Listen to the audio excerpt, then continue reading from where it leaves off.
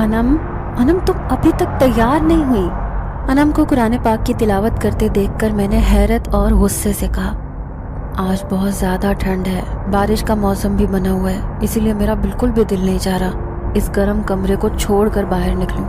مطمئن انداز سے اس نے جواب دیا اور قرآن پاک بند کر کے اس پہ غلاف چڑھانے لگی۔ اس کا جواب سن کر تو میرا غصہ مزید بڑھ گیا۔ تم اچھی طرح سے جانتی ہو کہ میں نے ہر جمعرات کو صبح سویرے مزار پر فاتحہ خوانی کے لیے ضرور جانا ہوتا ہے، پھر تم نے ایسا کیوں سوچا کہ ہم آج نہیں جائیں گے؟ اس کا جواب سن کر انتہائی غصے سے میں نے پوچھا، تم پر کوئی فرض تو نہیں ہے نا ہر جمعرات کو مزار پر جا کر دعائیں مانگنا؟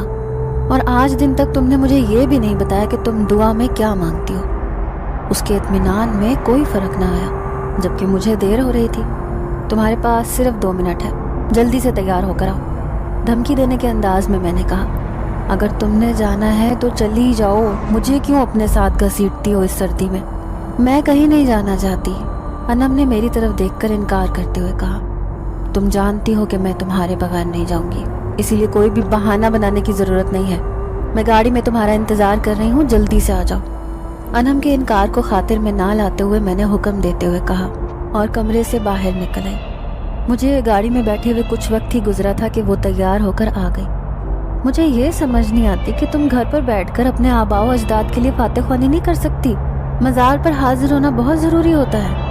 حسب عادت گاڑی میں بیٹھتے ہی انم نے غصے سے پوچھا، میں پورا ہفتہ اپنے آباء و اجداد کے لیے گھر میں بیٹھ کر ہی دعائیں مغفرت کرتی رہتی ہوں، اگر ہفتے میں ایک دن ان کی قبروں پر جا کر دعا مانگ لیتی ہوں تو تمہیں اس پر کیا اعتراض ہے؟ ہزاروں کی تعداد میں زائرین دوسرے شہروں سے آتے ہیں اور ہم تھوڑے سے فاصلے سے نہیں جا سکتے۔ اس کے غصے پر مسکراتے ہوئے میں نے جواب دیا، ہم شام کو بھی تو آ سکتی ہیں، اس کے لیے صبح سویرے گھر سے نکلنا ضروری نہیں ہے۔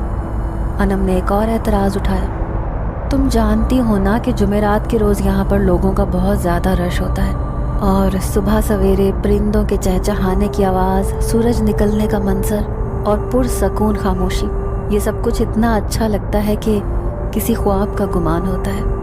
شام میں یہ سب سکون کہاں مل سکتا ہے؟ منظر کشی کرتے ہوئے میں نے کہا۔ وہ غصے سے مجھے دیکھ رہی تھی۔ مجھے یہ سمجھ نہیں آتی کہ تمہیں یہ سب کچھ اچھا کیوں نہیں لگتا؟ اگر میرے آباء و اجداد کا قبرستان ہے، یہاں پر مزار بنایا گیا ہے، تو تمہارے بھی تو آباء و اجداد ہیں، تمہیں غصہ کس بات کا ہوتا ہے؟ ڈرائیور کی موجودگی کا خیال کرتے ہوئے میں نے انتہائی دھیمے لہجے سے کہا، مجھے کسی بات پر کوئی اعتراض نہیں ہے، صرف سردی کے موسم میں گرم کمرے سے باہر نکلنے پر اعتراض ہے۔ اس نے انتہائی معصومیت سے جواب دیا تو نہ چاہتے ہوئے بھی مجھے ہنسی آ گئی۔ مزار پر کام کرنے والے ملازمین اس وقت صفائی کرنے میں مصروف تھے، ہمیں دیکھتے ہی راستہ چھوڑ دیتے اور رخ موڑ کر کھڑے ہو جاتے۔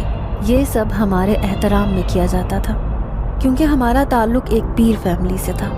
ترتیب سے بنی ہوئی 3 قبروں پر میں نے پھول چڑھائے، پھر فاتحہ خوانی کرنے لگی۔ انم بھی دعا کے لیے ہاتھ اٹھا چکی تھی۔ صبح کی خاموشی اور سکون کو محسوس کرنے کے لیے آنکھیں بند کر کے میں دیر تک بیٹھی رہی۔ انم بھی ادھر سے ادھر چہل قدمی کر رہی تھی۔ اب حجرے سے باہر آ جاؤ اور آ کر دیکھو کہ سورج طلوع ہو رہا ہے۔